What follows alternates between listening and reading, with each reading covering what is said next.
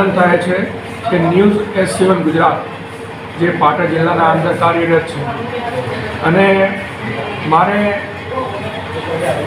આજના માધ્યમને અનુરૂપ news S7 ગુજરાતને અભિનંદન પાઠવવા છે અને સાથે સાથે પાટણ જિલ્લાના અંદર જે સમાચાર છે સારા અને પબ્લિક સુધી પહોંચે અને સાચો ન્યાય પબ્લિકને મળે, સાથે સાથે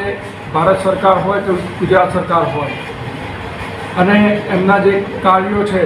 એ કાર્યોની દિશા છે એને તટસ્થ રહી અને પબ્લિકને આપે અને પબ્લિકને એ સમાચાર દેખાડે, એ જ શુભેચ્છા હું એમને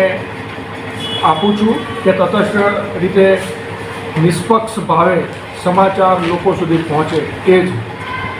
ધર્મેશ પટેલ.